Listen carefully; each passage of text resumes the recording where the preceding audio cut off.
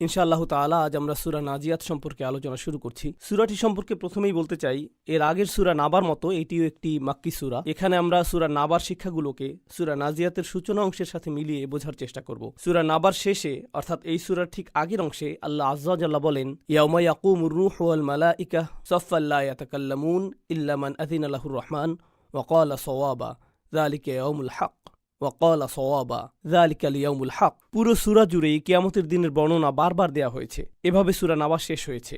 আর এই সূরার সূচনা প্রসঙ্গের পর আমরা আবারও বিচার দিনের বর্ণনা পাই। ইয়াউমা তারজুফুর রাজিফা তাতবাউহার রাদিফা কুলুবু ইয়াউমাইদিন, আবারও ইয়াউমাইদিন কুলুবু ইয়াউমাইদিন ওয়াজিফা আবসারুহা খাশিআ। যখন আমরা এই আয়াতগুলো পড়ব তখন এই সম্পর্কিত মন্তব্যগুলো পড়ব। দেখে মনে হচ্ছে এখানে আগের বিষয়টি সম্পর্কেই বলা হয়েছে, অর্থাৎ বিচার দিনের বর্ণনাই দেয়া হয়েছে।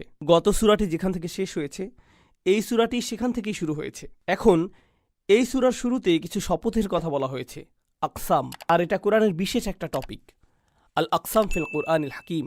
আল্লাহ তাআলা বিভিন্ন জিনিসের শপথ করে থাকেন। এসব শপথ নিয়ে আলোচনার পূর্বে আমাদেরকে কোরআনের আকসাম নিয়ে অর্থাৎ শপথ নিয়ে কিছু মৌলিক বিষয় জেনে নিতে হবে। ইসলামের প্রাথমিক যুগের আলেম এবং তাবিগণ কোরআনের এসব শপথের ধরন এবং এর মাহাত্ম্য সম্পর্কে আলোচনা করে গেছেন। এগুলোর সবচেয়ে গৃহীত মতটি হল, আল্লাহ যে বিষয়ে শপথ করেন তা নিঃসন্দেহে ধর্মীয়, শক্তিশালী কিংবা অনুপ্রেরণাদায়ী। যেমন আল্লাহ কোরআনে সূর্যের ব্যাপারে শপথ করেছেন ওয়াশ-শামসি ওয়া দুহাহা, বা চাঁদের ব্যাপারে ওয়াল কমারি ইযা তালাহা, বা সকাল নিয়ে ওয়াস-সুবহি ইযা আসফার, কিংবা উজ্জ্বল সকাল নিয়ে ওয়াদ-দুহা, অথবা রাতের ব্যাপারে ওয়াল-লাইলি ইযা সাজা। আপনারা তো কোরআনের এই বিখ্যাত শপথগুলোর ব্যাপারে জানেন। ওয়াল আসর, কোরআনে নানা জায়গায় এরকম শপথ করা হয়েছে। তাবেঈগণের একটা মন্তব্য হলো, বিশেষভাবে ধর্মীয় বিষয়গুলোতেই এই শপথগুলো করা হয়েছে, কিন্তু এগুলোর বৈশিষ্ট্যগত কারণেই এ থেকে ভিন্ন অর্থ দেয়। কেবল তাৎপর্য বা আল্লাহর গুরুত্ব পাওয়া ছাড়াও আরও কিছু বিষয় আছে যেগুলো সম্পর্কে আমরা জেনেছি। আসলে এর পুরোপুরি বিপরীত মতও আছে। যেমন ইবনুল কাইয়িম রাহিমাহুল্লাহ তার বই আল মুআইন ফিল আকসামিল কুরআন, এমন একটা বই যাতে কেবলমাত্র কোরআনের শপথ নিয়ে আলোচনা করা হয়েছে। তিনি সেখানে বলেন, এই শপথগুলো ধর্মীয় তো বটেই, বরং এর চেয়েও বেশি। যেমন সূরা ৩-এ ওয়াত-তিনি ওয়াজ-যাইতুন ওয়াতুর সিনিন ওয়াহাযাল বালাদিল আমিন, এগুলো সবই একটি সূরায় এসেছে। এরপরে অন্য সূরাগুলোতেও শপথ করা হয়েছে, ওয়াশ-শামসি ওয়া দুহাহা ওয়াল কমারি ইযা তালাহা। যদি এগুলো কেবলমাত্র ধর্মীয় বিষয় হয় তাহলে এগুলোর কিছু এই সূরায় কিছু অন্য সূরায় বলা হবে কেন? আবশ্যিকভাবেই এর আরও কিছু মাহাত্ম্য আছে। তাই তিনি বলেন, মূলত এখানে যে বিষয়টি বুঝতে হবে, এখানে বিষয়গুলোর ধর্মীয় দিকটি মূল নয়, বরং কিভাবে এগুলো পুরো সূরার সাথে সম্পৃক্ত এটাই এখানে গুরুত্বপূর্ণ। সুতরাং যখন কোনো শপথ করা হয় এটা মূলত একটা ভূমিকা, এটা কোনো বিষয়ের সূচনা করার একটা শক্তিশালী উপায় যা পুরো সূরায় বলা হয়েছে। এতে পুরো সূরার মূল ভাবটি উঠে এসেছে। উদাহরণস্বরূপ সবচেয়ে শক্তিশালী ও সহজ উদাহরণ হল লা উকসিমু বিয়াউমিল কিয়ামাহ। আল্লাহ আযজা ওয়া জাল্লা সূরার শুরুতেই দুইটি বিষয়ের কথা বলেছেন।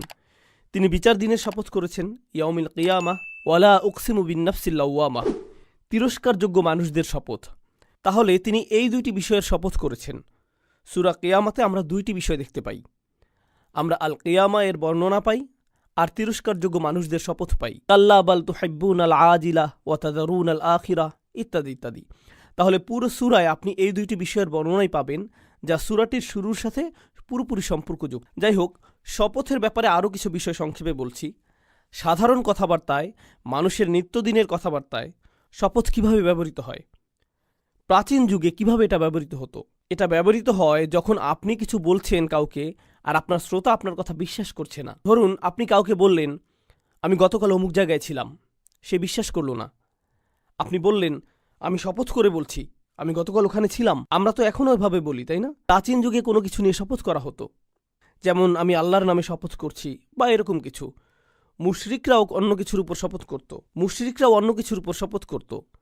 তারা বাচ্চা, তার গোত্র, তার পরিবার নিয়ে সে শপথ করত, কিংবা তার স্বাস্থ্য, এরকম বিভিন্ন বিষয়ে শপথ তারা করত। অর্থাৎ এর মাধ্যমে সাক্ষ্য দেয়া হতো। এমনকি শপথ করতে হয়, এমনকি বর্তমান সমাজেও আমরা দেখি কোর্টে সাক্ষ্য দেওয়ার আগে শপথ করতে হয়। তাদেরকে আলাদাভাবে বলতে হয় যে তারা সত্য বলছে। এটা শপথের একটি দিক। শপথের আরেকটি দিক হলো এটা রাগের বহিঃপ্রকাশ। কারণ যিনি শপথ করছেন তাকে গুরুত্বের সাথে নেওয়া হয়নি বা তার প্রতি পুরোপুরি মনোযোগ দেওয়া হয়নি, তাই তারা শপথ করতে বাধ্য হয়। আমরা প্রায় বলে থাকি, ভাই খোদার কসম, তুমি এবার থামো। অনেকেই এভাবে বলে। কখন বলে?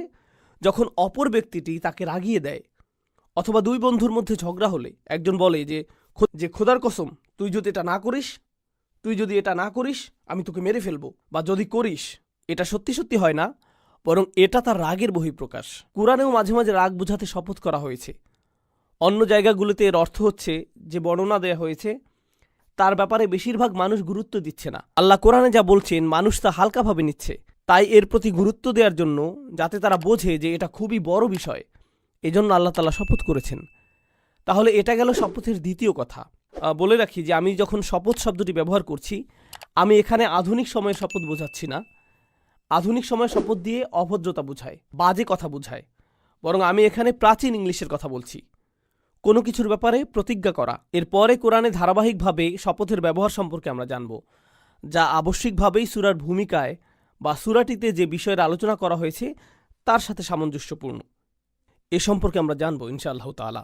সর্বপ্রথম শপথটি হল আন-নাজিআত ওয়ান-নাজিআতি গরকা। আল্লাহ নাজিআ শব্দটি ব্যবহার করেন, আল্লাহ নাজিআ শব্দটি দিয়ে শপথ করেন, যেটা এসেছে নাজা থেকে, যার অর্থ কোনো কিছু তীব্রভাবে ঝাঁকুনি দেয়া, কোনো কিছু পূর্ণ শক্তি দিয়ে বের করে নেয়া। আন-নাজিআত, আল্লাহ তাদের ব্যাপারে শপথ করেছেন যারা বের করে নেয়।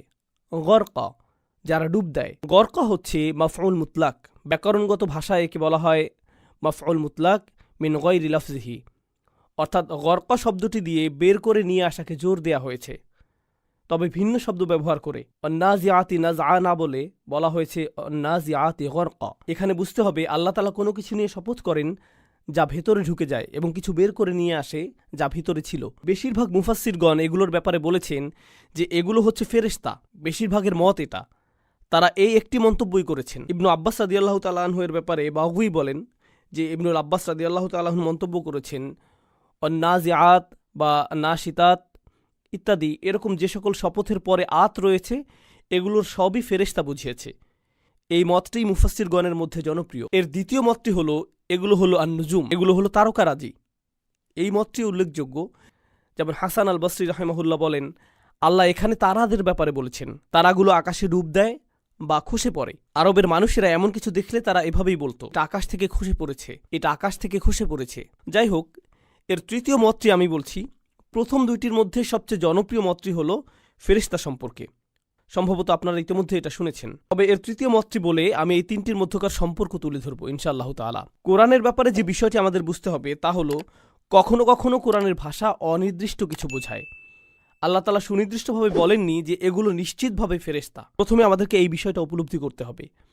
আল্লাহ তাআলা সুনির্দিষ্টভাবে বলেননি যে এগুলো ফেরেশতা। দ্বিতীয় যে বিষয়টি গুরুত্বপূর্ণ তা হলো, যখন শুরুতেই মতামতে ভিন্নতা থাকে, এতেই প্রমাণিত হয় যে বিষয়টি অনির্দিষ্ট। এটাই প্রমাণ করে যে এটা কোনো মুতলাক বিষয় নয়, এটা সার্বজনীন কোনো বিষয় নয়, এটাই সঠিক, বাকি সব কুফর। বিষয়টি কিন্তু এমন নয়। ইতিহাসে দেখা যায় যখন মতের ভিন্নতা থাকে, এর পক্ষে কি কি দলিল আছে যার কারণে এটা অন্য মতের চেয়ে শক্তিশালী হলো, বা কি দলিল আছে যাতে বোঝা যায় এই মতটি অন্য মতের চেয়ে দুর্বল। সুতরাং এই মতগুলো থাকার পরেও পরবর্তী যুগের অনেক আলেমগণই এই মতগুলোর বিপক্ষে বলেছেন। তারা কোনটি জনপ্রিয় মত তা দেখেননি, বরং কোনটির দলিল শক্তিশালী তা দেখে মত দিয়েছেন। এখানে আমি আপনাদেরকে এমন একটা উদাহরণ দিচ্ছি। এরকম একটি উদাহরণ হলো নাজিয়াত শব্দটি দিয়ে বাতাস বোঝায়। নাজিয়াত শব্দটি দিয়ে বাতাস বোঝায়। কোরআনের বিভিন্ন জায়গায় শব্দের শেষে আলিফ তা থাকলে তা দিয়ে বোঝা যায় এটা দিয়ে বাতাস বোঝায়। এমনকি ভাষাগতভাবেও এটা প্রমাণিত। আল মুরসালাত ওয়াল মুরসালাত ওয়ারফা আল জারিয়াত, এরকম অনেক উদাহরণ আছে যার ভাষা প্রেক্ষাপট দেখলে বোঝা যায় এটা আসলে বাতাসকে নির্দেশ করছে। তাহলে আমরা একটি মত পেলাম বাতাস, কিন্তু সবচেয়ে জনপ্রিয় মত কি? এটা হচ্ছে ফেরেশতা।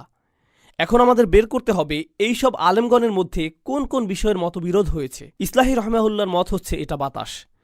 তিনি কিসের ভিত্তিতে এমনটি বলছেন? তার প্রথম যুক্তি হচ্ছে নাজিয়াত শব্দটি হচ্ছে স্ত্রীবাচক বহুবচন। একে বলে জামউ মুয়ান্নাস সালিম। শেষে আলিফ তা থাকে বোঝায়, শেষে আলিফ তা থাকায় বোঝা যাচ্ছে এটি স্ত্রীবাচক বহুবচন।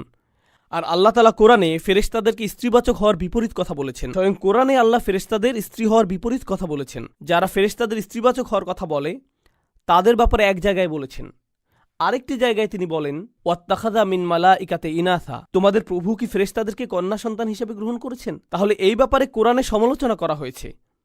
দ্বিতীয় যে বিষয়টি তিনি বলেন, আল্লাহ যখন কোরআনে ফেরেশতাদের কথা বলছেন, আমরা সব সময় দেখি তিনি জামউ মুজাক্কার সালিম দিয়ে বলেছেন। আমরা পাই মুনজালিন, মুসাউমিন, মুরদাফিন, ইয়াদরিবুনা উজুহাহুম ও আদবারহুম কলু। তাহলে আমরা দেখতে পাচ্ছি এই সকল শব্দই পুরুষবাচক শব্দ। যখনই আল্লাহ ফেরেশতাদের কথা বহুবচনে বলেছেন আমরা দেখেছি এগুলো সবই পুরুষবাচক। অন্য জায়গায় এমনকি যখন আল্লাহ তাআলা বলেন কলাতিল মালাইকা, আপনারা যারা কিছুটা আরবি জানেন তারা জানবেন কলাতি শব্দটি স্ত্রীবাচক। তাহলে এখানে এর অর্থ এটা নয় যে শব্দটি স্ত্রীবাচক, এর মানে এটা জামউ তাকসির। আরবিতে ভগ্ন বহুবচনের ক্ষেত্রে স্ত্রীবাচক একবচন ব্যবহৃত হয়, শুরুতে থাকলে এমনটি হয়, কিন্তু পরে থাকলে কলাতিল মালাইকা শব্দটি উল্টে আমরা বলতে পারি আল মালাইকাতু কুলনা বা আল মালাইকাতু কলু। এখানেও পুরুষবাচক শব্দ ব্যবহৃত হয়েছে। কোরআনে এভাবেই শব্দটি এসেছে। এটা একটা শাব্দিক যুক্তি। যেখানে কোরআনে বারবার পুরুষবাচক শব্দ ব্যবহৃত হয়েছে, তাহলে স্ত্রীবাচক শব্দ ব্যবহৃত হলে এটা কিভাবে ফেরেশতা বোঝায়? এটা একটা যুক্তি। এই ব্যাপারে আরেকটা যুক্তি হলো, আল্লাহ কোরআনে বর্ণনা করেছেন যে ফেরেশতারা শরীরে ডুব দিয়ে কিভাবে আত্মাকে বের করে নিয়ে আসে। গরকান, শরীরে ডুব দিয়ে। আপনি যদি আত্মা বের হওয়ার ব্যাপারে হাদিসে তাকান, আত্মা কোথা থেকে বের হয় আপনারা জানেন? কোথা থেকে বের হয়? আঙুল থেকে, পায়ের আঙুল থেকে। আর হাদিসে একে যেভাবে চিত্রিত করা হয়েছে তা হলো তারা শরীরে ঢুকে যায় এমন নয়, তারা আত্মাকে বের করে নিয়ে আসে। তাই তিনি এ কারণে এটাকে একটি যুক্তি হিসাবে উপস্থাপন করেছেন। আরও একটা বিষয় হলো, এই ব্যাপারে অন্য কোথাও এতটা সুস্পষ্ট বর্ণিত হয়নি। তাহলে আমরা দুইটা মত পেলাম। একদিকে বেশিরভাগ আলেমের মতে এটা ফেরেশতা, আর বিপরীত মতটিও শক্তিশালী, হয়তো ফেরেশতা নয় অন্য কিছু। আমরা কিভাবে এই দুইয়ের মধ্যে সামঞ্জস্য করব? এটা আসলে কোরআনের বৈচিত্র্যতা ও পূর্ণাঙ্গতার ইঙ্গিত করে। আমাদেরকে সবার আগে বুঝতে হবে মক্কি কোরআন কাদেরকে নাজিল করা হয়েছিল। এটা কাদের সাথে কথা বলছে? এটা এমন মানুষদের সাথে কথা বলছে যারা তখনও ঈমান আনেনি। এটা রাসূলুল্লাহ সাল্লাল্লাহু আলাইহি সাল্লামের মুখ দিয়ে বলা হয়েছে যা ফেরেশতারা তার কাছে নিয়ে এসেছেন, কিন্তু বেশিরভাগ শ্রোতাই তখনও তাকে বিশ্বাস করে না। এবং যখন তারা এসব শুনবে তারা তার কাছে এসে বলবে না আমাদেরকে সূরা নাজিয়াতের তাফসির বলুন। এর অর্থ আসলে কি? তারা এভাবে বলবে না। তারা এটা শুনেছে, এরপর হেঁটে চলে গেছে। শুনে তাদের যা মনে হয়েছে তারা তাই করছে। তাহলে মক্কি কোরআনকে বিশ্লেষণ করার একটা গুরুত্বপূর্ণ উপাদান হলো, যখন এই শব্দগুলো কোরআনে ব্যবহৃত হয় তৎকালীন আরবের মুশরিকরা এটা কিভাবে নিয়েছিল, তারা এটাকে কিভাবে নিয়েছে, তারা এটাকে কিভাবে দেখছে। কোরআনের দাওয়াতের প্রক্রিয়া বুঝতে হলে এটা আপনাকে বুঝতে হবে। এটা কিন্তু অন্য মতগুলোকে খারিজ করছে না, কারণ হয়তো আমাদের মুসলিমদের জন্য এর একটা ধর্মীয় গুরুত্ব আছে, গভীর তাৎপর্য আছে, আর মুশরিকদের জন্য হয়তো এর কোনো অর্থই নেই। তবু এটি তাদের প্রতিও সম্পর্কিত। হয়তো মুশরিকরা ফেরেশতা নিয়ে কিছু ভাবেই না। কেউ যদি কোরআন শুনে বলে এসব কি কথাবার্তা, আমি তো কিছুই বুঝতে পারছি না, এটা নিশ্চয়ই কেউ শুনতে চাইবে না। মুশরিকদের দাওয়াত দেওয়ার ক্ষেত্রে কোরআন তাদেরকে সম্পর্কিত করেছে। এটা সরাসরি তাদের সাথে কথা বলছে। এটা মুশরিকদেরকে হতভম্ব করে দিয়েছে। এটা তাদের সাথে কথা বলেছে লিসানান আরাবিয়্যা মুবিন, পরিষ্কার ও সুস্পষ্ট আরবি ভাষায়। তাহলে ইনশাআল্লাহ তাআলা পরবর্তী পয়েন্টে যাওয়ার আগে শেষ কথাটি হচ্ছে, আল্লাহ আযজা ওয়া জাল্লা বলেন ইয়ালামু মা ইয়ালিজু ফিল আরদি ওয়া মা ইয়াখরুজু মিনহা। তিনি জানেন এই পৃথিবীতে কি প্রবেশ করছে আর কি বের হচ্ছে। যখন কোনো মুশরিক এটা শুনে সে কি মনে করে? সে মনে করে পৃথিবীতে বৃষ্টি পড়ছে আর মাটি থেকে গাছ বের হচ্ছে। তার কল্পনা এরকমই হয়ে থাকে। কিন্তু যখন কোনো ঈমানদার এটা শুনে তখন তার চেয়েও বেশি ভাবনা তার মাথায় আসে, গভীর চিন্তা। সেই গভীর চিন্তাটি হলো আমরা সবাই পৃথিবীতে এসেছি আর আমরা এখান থেকে চলেও যাব। তাহলে একই কথা ভিন্ন মানুষ ভিন্নভাবে নিচ্ছে। এটা কিন্তু কোনো সাংঘর্ষিক কথা নয়, এটা হচ্ছে ভিন্ন পর্যায়। একই কথা ভিন্ন পর্যায়ের মানুষ ভিন্নভাবে নিচ্ছে, ভিন্নভাবে মূল্যায়ন করছে। তাহলে ইসলাহি সহ অন্যদের যুক্তি হচ্ছে এর মূল কথা হলো সম্ভবত মুশরিকরা একে এভাবেই নিয়েছে, তিনি একে বাতাস হিসেবেই নিয়েছেন। এরপর বাকি অংশগুলোকে তিনি মনে করেছেন আমরা এর ব্যাখ্যা ফেরেশতা হিসেবেই নিচ্ছি এবং বেশিরভাগের মত হিসেবেই মনে করছি। যাই হোক, ওয়ান্নাজিআতি গরকা, অবশেষে আমরা এখানে দেখছি যেখানে আলেমরা মনে করছেন এটা আসলে বাতাস, কারণ আল্লাহ আযজা ওয়া জাল্লা বলছেন ইন্না আরসালনা আলাইহিম রিহান সারসারান ফি ইয়াউমিন নাহসিন মুস্তামির তানজিউন নাস। কুরআনের ভাষায় আমাদের তানজিও করা হয়, উৎপাটিত করা হয়, টেনে বের করা হয়। রিহ এর জন্য এমন শব্দ ব্যবহৃত হয়েছে, বাতাসের জন্য একই শব্দ ব্যবহৃত হয়েছে। তিনি অতিরিক্তভাবে এই কথাটি উল্লেখ করেছেন। যাই হোক, যদি এর অর্থ বাতাস হয় তাহলে এর অর্থ আল্লাহ হ্যারিকেন, টর্নেডো ইত্যাদির বাতাসকে বুঝিয়েছেন, যা গাছপালাকে সমূলে উৎপাটিত করে বা বিল্ডিংকে ভিত থেকে উৎপাটিত করে, যেন এটা গভীর থেকে সমূলে উপড়ে ফেলে। আবার যদি এর অর্থ ফেরেশতা হয় তাহলে এর মানে ফেরেশতারা শরীরের গভীরে গিয়ে নির্দয়ভাবে আত্মাকে একেবারে উপড়ে ফেলে। এখানে কাফিরদের আত্মাকে বোঝাচ্ছে। ওয়ান্নাশিতাতি নাশতা, নাশত আরবি ভাষায় নাশত শব্দটির অর্থ কোনো প্রচেষ্টা ছাড়াই বেঁধে ফেলা, কোনো প্রচেষ্টা ছাড়াই বেঁধে ফেলা। অন্যভাবে বললে, ধরুন আপনার পশুকে একটি ঢিলে দড়ি দিয়ে বেঁধে রেখেছেন। আপনি এতে হাত না দিলেও এটা নিজের মতো ঘুরে ফিরে একসময় নিজে নিজে বাধা পড়ে। আপনি এতে হাত না দিলেও এটা নিজের মতো ঘুরে ফিরে একসময় নিজে নিজেই বাধা পড়ে। নাশতা দিয়ে এমনই বোঝায়। তো এটাই হচ্ছে মাফউল মুতলাক। বাতাস বা ফেরেশতা, যাই হোক, ফেরেশতা হলে এটা হচ্ছে এমন ফেরেশতা যে কোনো ঝামেলা ছাড়াই শরীরে প্রবেশ করে শরীর থেকে আত্মাকে বের করে নিয়ে আসবে। খুবই সহজ, যেন কোনো ঢিল করে বাঁধা দড়ির মতো। তাই কোনো বাড়তি চেষ্টার দরকার নেই। আর যদি এটা দিয়ে বাতাস বোঝায়, তাহলে এটা হচ্ছে মৃদু বয়ে যাওয়া বাতাস, এমন বাতাস যা মানুষকে প্রশান্ত করে, শান্তি দেয়। যার গায়ে এটা লাগে সে তৃপ্ত হয়। তাহলে যদি বাতাস হয়, তাহলে দুটি ভিন্ন রকমের বাতাস হতে পারে। এমন বাতাস যা সব কিছু ধ্বংস করে দেয়, আর এমন বাতাস যা প্রশান্তি দেয়। মরুর বুকে যে বাতাস মানুষকে স্থির করে। এরপর আল্লাহ আযজা ওয়াজাল্লাহ বলেন, ওয়াসাবিহাতি সাবহা।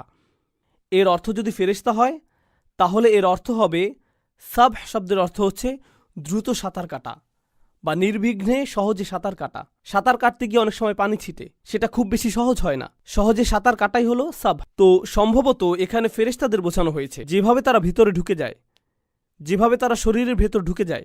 কিছু আলেমগণ এমন মন্তব্য করেছেন যে তারা সাঁতারের মতো করে শরীরের ভেতরে ডুব দেয় কোনো কষ্ট ছাড়াই, এরপর তারা আত্মাকে খুঁজে বের করে নেয়। অন্য আলেমগণ বলেছেন, না, যদি এর অর্থ বাতাস হয়, তাহলে এগুলো হচ্ছে সেই মেঘের মতো যা বাতাসে ভেসে বেড়ায়, বাতাসের সাথে লেগে যেগুলো ভেসে বেড়ায়। এরপর ফাসসাবিকাতি সাবকা। সাবাক শব্দটির অর্থ হলো প্রতিযোগিতা। যখন একজন এসে অন্যজনকে ছাড়িয়ে যায়, এটাই হচ্ছে ফাসসাবিকাত। এখানে একটা ফা আছে। যারা শুরু থেকে ছিলেন আপনারা জানেন এর মানে এটা পূর্বে ওয়াসাবিহাত শব্দের সাথে যুক্ত। তাহলে ওয়াসাবিহাতি সাবহা, ফাসসাবিকাতি সাবকা এখানে যুক্ত। অন্যগুলো কিন্তু আলাদা, এমনকি বিপরীত। ওয়ান্নাজিআতি গরকা, ওয়ান্নাশিতাতি নাশতা, এটা দিয়ে পুরো আলাদা বাতাস বোঝায় বা আলাদা রকমের ফেরেশতার অবস্থা বোঝায়। তাই এগুলো দিয়ে ওয়ান্নাজিআতি গরকা, ওয়ান্নাশিতাতি নাশতা দিয়ে পুরো আলাদা বাতাস বোঝায় বা আলাদা রকমের ফেরেশতার অবস্থা বোঝায়। তাই এগুলো ওয়াও দিয়ে আলাদা করা হয়েছে। কিন্তু ওয়াসাবিহাতি সাবহা, ফাসসাবিকাতি সাবকা দুটি ক ও খ এর মতোই আলাদা। ক হচ্ছে ওয়াসাবিহাতি সাবহা আর খ হচ্ছে ফাসসাবিকাতি সাবকা। যেন ফেরেশতারা প্রতিযোগিতা করছে, জীবন নেয়ার জন্য তারা প্রতিযোগিতা করছে। আরবরা দেখেছে যে কিছু মেঘ খুব দ্রুত চলে, এখানেও প্রতিযোগিতার মতো হয়। আরবরা যা দেখছে এটা তার সাথে সামঞ্জস্যপূর্ণ। এরপর আমরা দেখি ফাল মুদাব্বিরাতি আমরা। খুবই শক্তিশালী বক্তব্য। আর এটাকে দুইভাবেই বোঝা যায়, একটি হচ্ছে ফেরেশতা হলে, অপরটি হচ্ছে বাতাস হলে। প্রথমত আমরা তাদবির শব্দটি দেখি। মুদাব্বিরাত শব্দটি তাদবির থেকে ইসমে ফাইল। তাদবির শব্দটির অর্থ কোনো কিছু পরিকল্পনা করা, সংগঠিত করা, কিছু বাস্তবায়ন করা, পুরোপুরি বাস্তবায়ন করা। আর এটা এই সূরার অপর একটি শব্দের বিপরীত। আল্লাহ বলেন সুম্মা আদবারা ইয়াসআ, একই শব্দ কিন্তু গঠনগত পার্থক্য আছে, এজন্য অর্থও আলাদা হয়েছে। আগে আমরা এটা বুঝি যে তাদবির অর্থ হচ্ছে বৃহৎ পরিকল্পনা করা, বড় সংগঠন, পুঙ্খানুপুঙ্খভাবে বাস্তবায়ন করা। তাহলে আল্লাহ এখানে আবারও ফা দিয়ে শপথ করেছেন, সাবিহাত, এরপর ফাসসাবিকাত, এটা নিয়ে তিনটি। এই তিনটি শব্দের মাধ্যমে আল্লাহর আদেশ অর্থাৎ আমরান বাস্তবায়িত হয়েছে। আমরান হচ্ছে আদেশ, এখানে মাফউল বিহি হিসেবে এসেছে। সুতরাং আল্লাহ তাদের নামে শপথ করছেন যারা আল্লাহর আদেশ বাস্তবায়ন করে সযত্নে এবং ঠিকঠাকভাবে। যদি এখানে ফেরেশতাদেরকে বোঝানো হয়, তাহলে সেই ফেরেশতাদের বোঝাচ্ছে যারা আল্লাহর বিভিন্ন আদেশ পালন করে থাকে, আর সেই আদেশ পালনে তারা সর্বোচ্চ যত্নশীল ও গোছানো হয়। যদি এটা দিয়ে বাতাস বুঝিয়ে থাকে, সূরা মুরসালাতে যেভাবে এসেছে ওয়ান্নাশিরাতি নাশরা ফালফারিকাতি ফারকা, এখানে আমরা পাই বাতাসেরা মেঘের বিভিন্ন দিকে বন্টন করে থাকে। মেঘেদেরকে বিভিন্ন দিকে বন্টন করে থাকে। মেঘেরা একে অপরের সাথে প্রতিযোগিতা করে। বাতাস কি বন্টন করে? বাতাস আর কি বন্টন করে? বাতাস ধুলো বালুকণাও বন্টন করে। আর বাতাস মেঘ বন্টন করলে কি হয়? মেঘের ঘর্ষণে বৃষ্টি হয়। এভাবে চিন্তা করলে আমরা দেখি বাতাসের কারণে এই পৃথিবীতে জীবনের অস্তিত্ব বিরাজমান। এই পৃথিবী টিকে থাকার জন্য প্রয়োজন গাছপালার অস্তিত্ব, আর গাছপালা বাঁচতে পারবে না যদি বালুকণা না থাকে, যা বাতাসের মাধ্যমেই পৌঁছে যায়। অপরদিকে আকাশ থেকে বৃষ্টি না পড়লে গাছপালা বাঁচতে পারবে না, এজন্য মেঘও বাতাসের মাধ্যমে পৌঁছে যায়। তাহলে আমরা দেখছি আল্লাহ এখানে সুপরিকল্পিতভাবেই কিছু জায়গায় মেঘ সরিয়ে দিয়েছেন যাতে তা শুকিয়ে যায়, আর তাতে দুর্ভিক্ষ লেগে মৃত্যুপুরীতে পরিণত হয়। কিছু জায়গায় হয়তো বন্যায় ভেসে যায়, আবার অন্য জায়গায় হয়তো সুশোভিত বাগান। এই সবই আল্লাহ সুবহানাহু ওয়া তাআলার পরিকল্পনারই বাস্তবায়ন। আর এই সব কিছু বাতাসের মাধ্যমে বাস্তবায়িত হয়ে থাকে। তাহলে এটা হচ্ছে ফাল মুদাব্বিরাতি আমরা এর একটা ব্যাখ্যা। আর এই সব কিছু বাতাসের মাধ্যমে বাস্তবায়িত হয়ে থাকে, তাহলে এটা হচ্ছে ফাল মুদাব্বিরাতি আমরা এর আরেকটি ব্যাখ্যা। আমরা দেখি যে কোরআনে পরিকল্পনার জন্য আরও কিছু শব্দ আছে। এখানে আমরা পাই তাদবীর, মুদাব্বিরাত। এরপর আমরা কাইদ শব্দটিও পাই, যেমন আল্লাহ বলছেন ফা ইন কানা লাকুম কাইদুন ফাকিদুন। আমরা আরও পাই ওয়াকাযালিকা কিদনা লিইউসুফ। তাদবীর বা পরিকল্পনার সাথে কাইদ এর অর্থ পরিকল্পনা। এটার পার্থক্য কি? কাইদ দিয়ে আসলে কোনো গোপন পরিকল্পনা বোঝায়। কাইদের মূল বিষয়টি হলো গোপনীয়তা। সুতরাং এটা হচ্ছে পরিকল্পনা যা আপনি কাউকেই জানাতে চান না। কেউ জেনে গেলে সেই পরিকল্পনাটি ভেস্তে যাবে। যদি এটা জনসম্মুখে আসে তাহলে এর মূল উদ্দেশ্য নষ্ট হয়ে যাবে। পরিকল্পনা বোঝাতে আরেকটি শব্দ হলো মাকর। মাকর দিয়ে এর মধ্যকার বিরোধ বোঝায়। এমন পরিকল্পনা যা কোনো শত্রুর বিরুদ্ধে করা হয়। যখন আল্লাহ এই শব্দটি ব্যবহার করেন, যেমন অমাকারু অমাকার আল্লাহ আল্লাহু খায়রুল মাকিরিন, তখন তিনি এটি কেবলমাত্র প্রতিশোধমূলক অর্থে বলেন। অর্থাৎ যখন আল্লাহ বলেন তিনি প্রতিপক্ষের বিরুদ্ধে কোনো পরিকল্পনা করছেন, এর মানে হলো প্রতিপক্ষ আগে আক্রমণ করেছে, তারাই আগে করেছে। তাহলে প্রথমে মাকারু, এরপর অমাকার আল্লাহ আল্লাহু খায়রুল মাকিরিন। এতে পার্থক্য আছে। আমরা সাধারণত আল্লাহকে শব্দটি ব্যবহার করতে দেখি না যতক্ষণ না প্রতিপক্ষ আগে কোনো ব্যবস্থা নেয়। এরপর আমরা আরেকটা শব্দ পাই হিলা, যেমন ওয়াল উইলদান লা ইয়াস্তাতিউনা হিলাতান। হিলা হচ্ছে এমন পরিকল্পনা যার মাধ্যমে বর্তমান সমাজে প্রচুর হিলাহ দেখা যায়। এটা হচ্ছে খুব চতুর পরিকল্পনা, যার মাধ্যমে আইন ভঙ্গ না করেই কারো স্বার্থ হাসিল করা যায় বা কারো ক্ষতি কমিয়ে আনা যায়। আইনকে পাশ কাটিয়ে আইনের মারপ্যাচের মাধ্যমে। যেমন ট্যাক্সের সময়ে অ্যাকাউন্টেন্টরা খুবই ভালো হিলাহ করতে জানেন। কিছু আলেমগণ প্রাচীন সময়ের হিলাহ নিয়ে বলেছেন, যেমন কেউ কেউ জাকাতের সময় এলেই তাদের সমস্ত সম্পত্তি তার স্ত্রীকে উপহার হিসেবে দিয়ে দিত। এরপর সময় শেষ হয়ে গেলে সমস্ত সম্পদ আবার ফিরিয়ে নিত। তাহলে এটাই হচ্ছে আইনের মধ্যে থেকেও আইনকে পাশ কাটানো। তো এই ধরনের হিলাহ আগে করা হতো। যাই হোক, তো এগুলোই হলো আল্লাহ বর্ণিত বিভিন্ন ধরনের পরিকল্পনা।